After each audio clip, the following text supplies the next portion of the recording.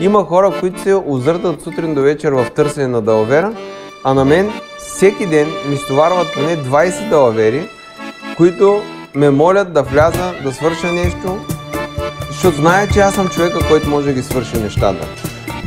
Аз видях, наистина там е за 500 милиона, половин милиард. Аз съм от Горна Оряховица, едно време там беше царството на измамите. Можем и да ги сметнем за балъци, но си е техен избор, не са излъгнати. Така. Дали са балъци в Търново, в София или... Кой балъка всекъде? И искаш да ме опънеш. Но аз нямам такова желание. Когато се прави една измама, тя се крадат държавни пари. Той не работи с държавни пари. Нито с общински, с нищо. Има хора, които се озъртат сутрин до вечер в търсене на далавера, а на мен всеки ден ми стоварват поне 20 далавери, които ме молят да вляза, да свърша нещо, защото знае, че аз съм човека, който може да ги свърши нещата. Пирамида не се прави тебе. Тя не се прави за 14-15 години, бе. Тя не се строят толкова с каманак да се нареди, бе. Какъв е проблема? Първата година наредиш 2 зида, мангизите вземаш и заминаваш. За какво да строиш тези каманаци, като че правиш пирамида? Като че крадеш парите. Що?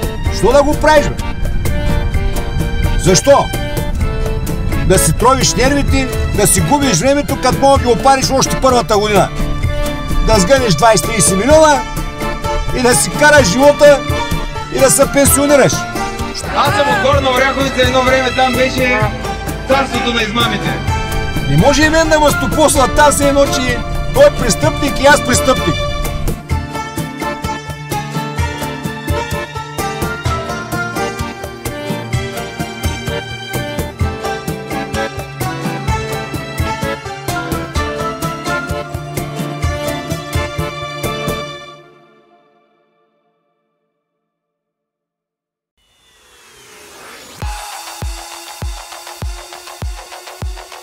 Ей, това е първата къща, която купихме в това село тогава. Тя беше стара. Тогава я продадохме, от нея изкарахме 20 хиляди. Тези хора тогава са я купили за 50 хиляди. Изкарали сме от нея 20 хиляди лева. Сега тази къща аз я купувам от тези хора за 115 хиляди. Имат ли приход? Естествено. Тази къща я отдавам под наем на 1200 лева на хора, които искат да живеят тук. Има ли потребители за продукти? Щом ти кажеш. Ама щом човека иска да живее тук, да живее тук или в Търново, той си плаща. Да, бе. Очудвам, че дава 1200 лева. За той село, ама. Ами, след като си намерил човека... Той ги дава. Да, бе, супер. Да.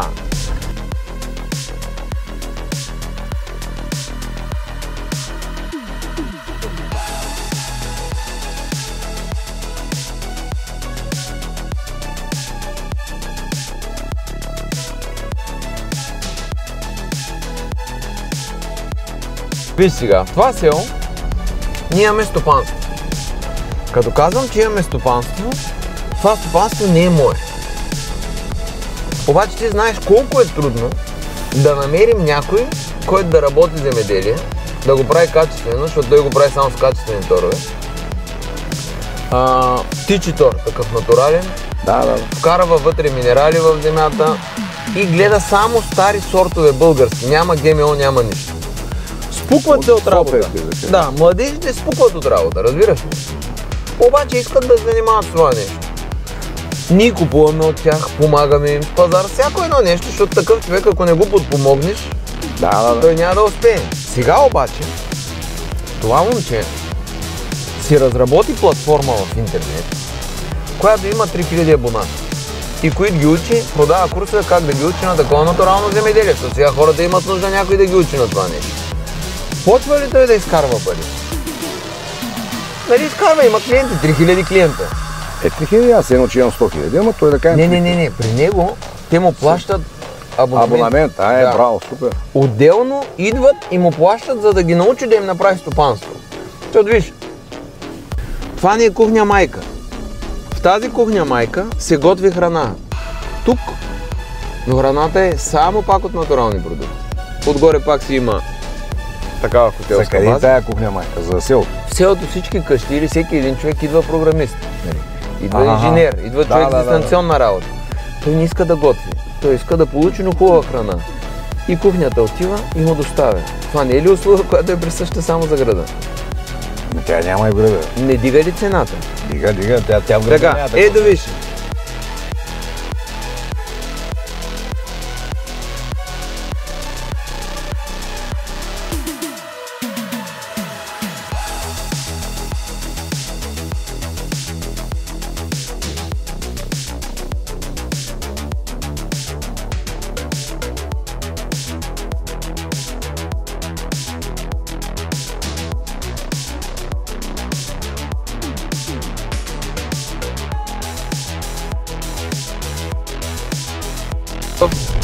Хармония. Сега, виж, тук е селската спирка. Тази селска спирка сме я взели и сме я направили подарък на общината. Сега ти ще кажеш, защо сме я направили подарък? Защото става още по-благородено място. Всички мостове са каменни, но освен че са каменни, те светят хубаво, виж, имат пейки, на които да сядат. Това е пешеходен мост. И всичките мостове, всяко нещо, ние го осветяваме с художествено осветление в селото, така че вечер всичко това нещо е като приказка. Административна сграда, детската градина отзад. 800 000 лева са дали за тази детска градина и беше напълно разрушена. Не знаеш как се гледа. Така, аз я купих за 250 000. Знаеш що я купих? Защото трябва да има необходимите удобства.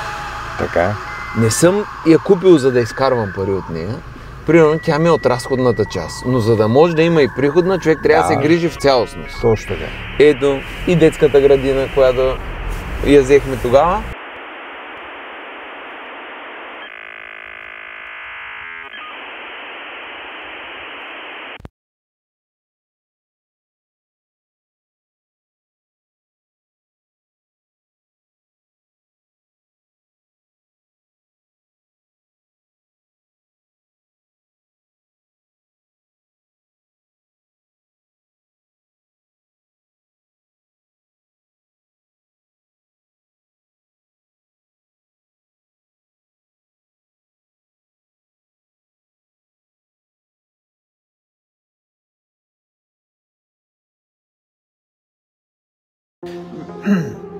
Вече знам, че има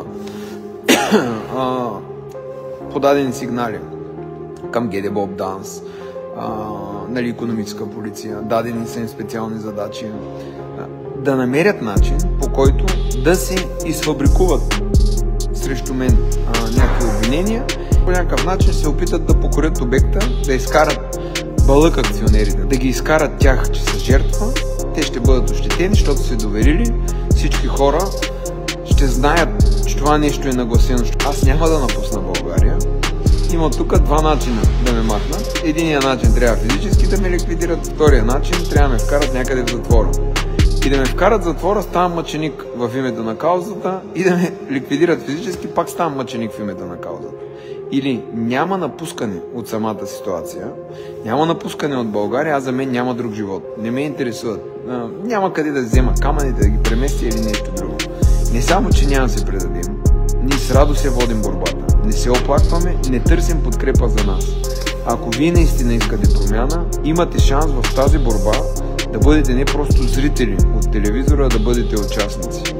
За да разберете истина ли е или лъжа, задължително трябва да посетите исторически парк. Така че, аз ви препоръчвам силно всички българи, чужбина, които си дойдете в България, отидете да видите исторически парк. Има хора, които се озъртат сутрин до вечер в търсене на далавера, а на мен всеки ден ми стоварват поне 20 далавери, които ме молят да вляза, да свърша нещо, защото знае, че аз съм човека, който може да ги свърши нещата. Аз съм от Горна Оряховица, едно време там беше царството на измамите. Всички парки пирамида, вземе пари на хората и няма да го построим.